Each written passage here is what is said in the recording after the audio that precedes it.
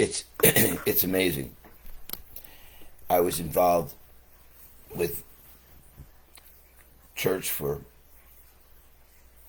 close to 40 years. Very involved in it. Church for 20 for 20 plus years, and nothing could ever compare to my experience.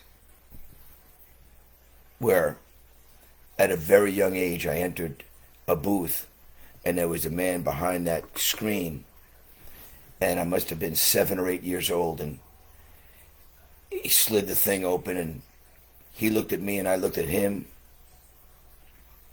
and then a couple of minutes went by, nobody talked, or maybe he talked for a little bit, and I got off my knees and sat in the pew, and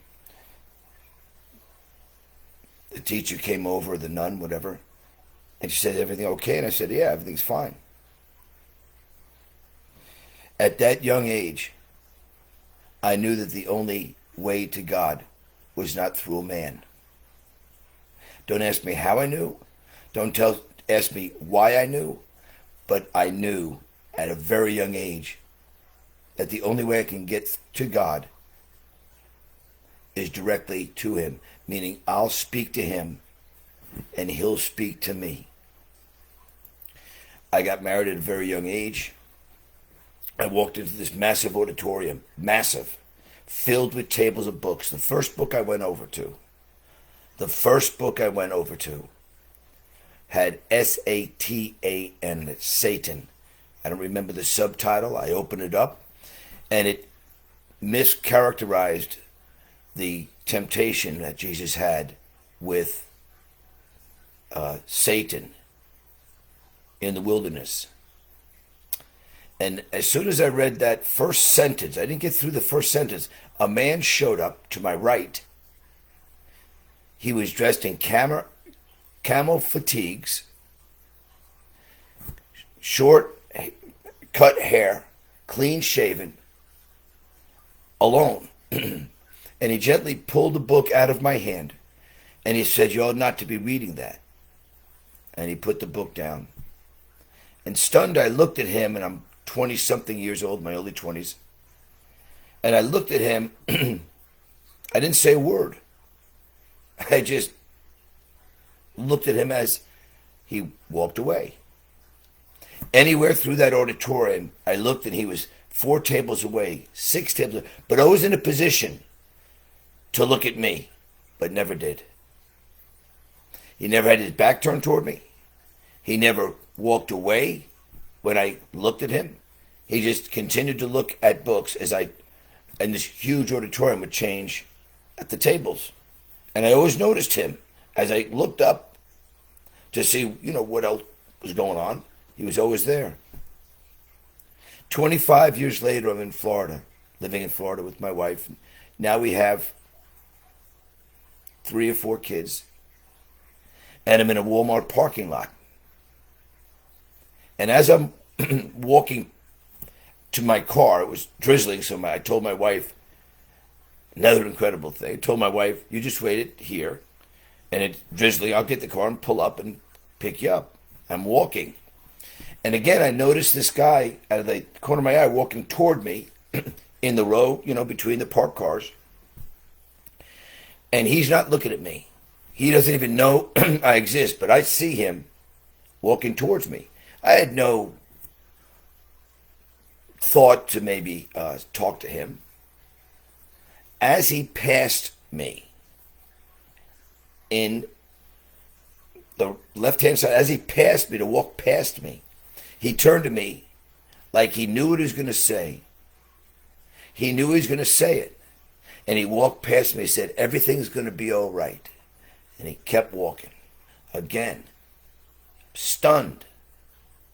Why would this person out of nowhere, in armored fatigues, cleanly shaven, the same height as the person 25 years ago or 20 years ago spoke to me in Virginia?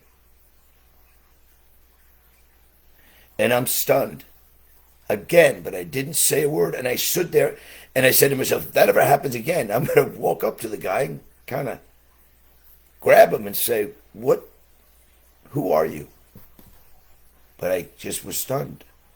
The thought never came into my mind to actually follow after him. So I grabbed the car, ran down, I thought I could catch up to him in my car. Why I got my car, I'll never know. If I wanted to talk to him, why not just run after him?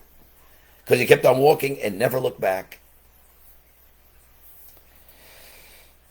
I asked my wife, did you see a guy in army fatigues? We're in Virginia Beach, Virginia. We're not in Norfolk, Virginia, or we're not in any other, San Diego. We're not in Chicago where there's army bases. We're on the west side of the coast. She said, no, I didn't see anybody. What are you talking about? Army fatigues. Didn't see anybody. And there wasn't a mad rush going to this Walmart. It's like tripled, you know. The strange thing was he was the exact looking person in the bookstore. Now you tell me, I have a word from God. You tell me what scriptural interpretations for men who think they know the thoughts of God by reading scriptures. It's a phenomenon that is amazing. Traditionally, it happens every day. But you tell me, how do we know, how do these scholars in Christianity and Islam know God? By reading other people's handwritten pages about God. How do we know God? Reading physical words of what God spoke to other people. The only way those people got to know God, and we call those people prophets, but they weren't scholars. They weren't men of interpretive knowledge and education. They were shepherds. They were just common people that God spoke to. But he also spoke to Pharaoh, right? And then he spoke to a shepherd in the backside of a desert. But it didn't matter. To God, they were his children, but they were prophets when God spoke. And God spoke to everyone according to their weakness, not through other men. How could God, a spiritual God, speak to you and tell you what to do through what he's spoken to another man? I don't read the Bible to see what God wants to say to me. I read the Bible, and I believe you read the Quran, because you want to know what God spoke to your prophet or your person that you follow.